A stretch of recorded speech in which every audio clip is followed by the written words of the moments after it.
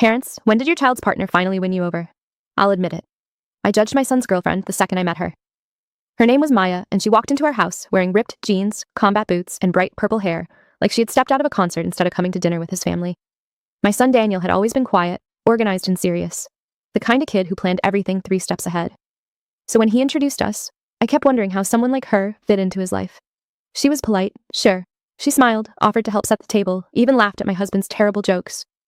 But I couldn't shake the feeling that she was temporary. Too loud, too different, too unpredictable. For months, whenever she visited, I stayed polite but distant. Short answers, forced smiles, no real conversation. And she noticed. Still, she never stopped trying.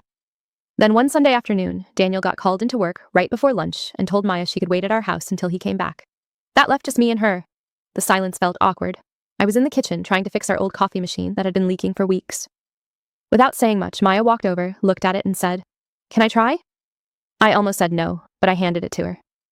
5 minutes later, she had the whole machine in pieces across the counter. I remember thinking, great, now it's definitely broken. But 10 minutes later, she clicked everything back together, plugged it in, and it worked perfectly. I stared at her and asked, "How did you do that?" She shrugged and smiled.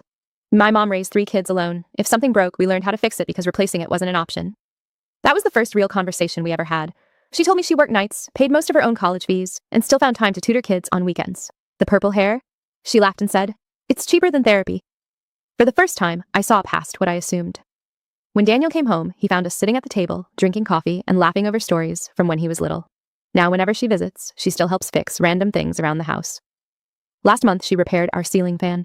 And honestly, I stopped seeing her as my son's girlfriend a long time ago. Now she feels like family.